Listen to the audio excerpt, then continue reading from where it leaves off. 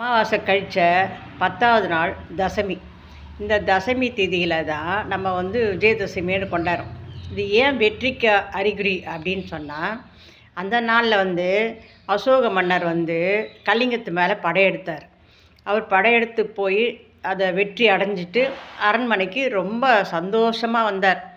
வந்தவுடனே எல்லாருக்கிட்டேயும் ரொம்ப சந்தோஷமாக நான் கலிங்கத்தை பிடிச்சிட்டேன் அப்படின்னு சொல்லிட்டு சொல்லும்போது, அந்த அரண்மனையில் இருந்த ஒரு துறவி சொன்னாராம், அரசரே, நீங்கள் உண்மையிலே வெற்றி அடைஞ்சிட்டிங்களா இந்த நாளில் சொல்லுங்கள் அப்படின்னாராம். இதில் என்ன சந்தேகம், நான் தான் கலிங்கத்தை பிடிச்சிட்டு வந்துட்டேன்ல, அது வெற்றி தானே அப்படின்னு சொல்லும்போது அவர் சொன்னாராம், நீங்கள் ஒரு முறை அந்த இடத்த போய் பார்த்துட்டு வாங்க, நீங்கள் வெற்றி அடைஞ்ச நாட்டை போய் ஒரு முறை பார்த்துட்டு வாங்க, அதுக்கப்புறம் நீங்கள் சொல்லுங்கன்னாராம். சரின்னு சொல்லிவிட்டு இவரும் சரி ஒத்துக்குன்னு போயிட்டு பார்த்தா ரத்த ஆறு ஓடுதான். அங்கே ஒரே ரத்த ஆறு, வீரர்கள்லாம் மடிஞ்சு கிடக்குறாங்களாம். அதில் இவருடைய வீரரும் பாவம் துடிச்சுன்னு இருக்காங்க. அவங்களும் நிறைய பேர் இறந்துட்டாங்களாம். இதை பார்த்தோன்னா அவருக்கு சோகம் தாங்கலையாம். இந்த ஒரு நாட்டை பிடிக்கிறதுக்கு இவ்வளோ பேர் உயிர் பலி வாங்கிடுச்சே, இவ்வளோ பேர் காயப்பட்டாங்களே, இது எப்படிப்பட்ட செயல், இப்படி தான் நம்ம ஒரு நாட்டை பிடிக்கணுமா அப்படின்னு அவர் ரொம்ப மன வருத்தத்தோடு அந்த துறவிக்கிட்ட சொன்னாராம். உண்மையிலே நான் தோற்று போயிட்டேன், நான் ஜெயிக்கலை, இவ்வளோ பேரை நான் இது பண்ணிட்டேன் அப்படின்னு சொல்லிவிட்டு இந்த ஆயுதங்களெல்லாம் தூக்கி போட்டாராம். இனிமேல் நான் இந்த ஆயுதத்தை நான் தொடவே மாட்டேன், எக்காலத்தில் நான் தொட மாட்டேன், இதெல்லாம் அப்படியே வச்சுட்டு அப்படின்னு சொல்லிட்டு அதெல்லாம் எடுத்து கொழு மாதிரி வச்சுட்டாங்க. இனிமேல் நான் இந்த ஆயுதத்தை தொட மாட்டேன் அப்படின்னு சொல்லிட்டு. அதனால் அவர் அந்த வெற்றிக்கான ஒரு, அதாவது அவர் என்ன, இனிமேல் போரிட மாட்டேன்னா பல உயிர்களை கொல்ல மாட்டேன், அதாவது சமாதான வழியிலே நம்ம போயிடுவேன் அப்படின்ற ஒரு காரணத்தை எடுத்ததுனால அவர் வெற்றிக்கு, அதுதான் அவருடைய வெற்றி. அதனால் அந்த நாளை விஜயதசமின்னு கொண்டாடுறாங்க. இது இன்னொன்று மகாபாரதத்தில் பாண்டவருங்க 13 வருஷம் வனவாசம் போனாங்க.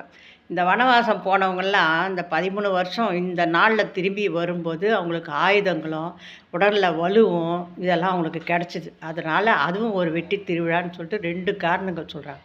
இதில் என்ன, அதுக்கப்புறம் தான் இவங்க கல்வியை பற்றி யோசிக்க ஆரம்பித்தாங்க. இந்த கல்வி ஆரம்பம் அன்னைக்கு எப்படின்னா, நீங்கள் குழந்தைங்கள சேர்க்குற மாதிரி இருந்தால், ஸ்கூலில் சேர்க்குற மாதிரி இருந்தால், இப்போல்லாம் ஒரு தட்டு வச்சுட்டு அந்த தட்டில் நெல் இல்லைன்னா, இப்போல்லாம் நெல் கிடைக்காது, அரிசி பரப்பி அதில் குழந்தைங்கள உட்கார வச்சு மோதிரம், தங்க மோதிரம் எடுத்து இதில் அவான்னு சொல்லி ஒரு 3 தடவை குழந்தைங்க கையால் எழுத வச்சுட்டு குழந்தைங்களோட நாக்கை நீட்ட சொல்லி அந்த மோதிரத்தால் ஓம் சொல்லி எழுதுங்க.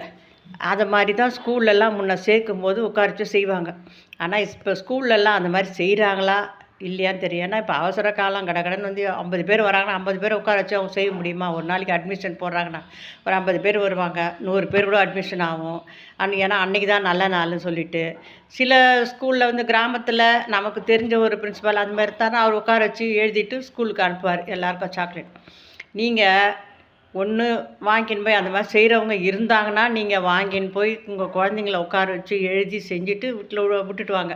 அப்படி இல்லை அப்படின்னா நீங்கள் வீட்லேயே என்ன பண்ணுங்கள், விஜயதசமி அன்னைக்கு இந்த மாதிரி குழந்தைங்கள உட்கார வச்சு மோதிரத்தால் எழுதி நாக்குலேயும் எழுதி விட்டுருங்க. அவங்க செஞ்சால் செய்யட்டும், 2வது வாட்டி கூட தான் செய்யட்டுமே, அதை பற்றி நான் விட்டுட்டு ஒரு பாக்கெட் சாக்லேட் வாங்கின்னு போய் எல்லாருக்கும் கொடுத்துருங்க. அவ்வளோதான்.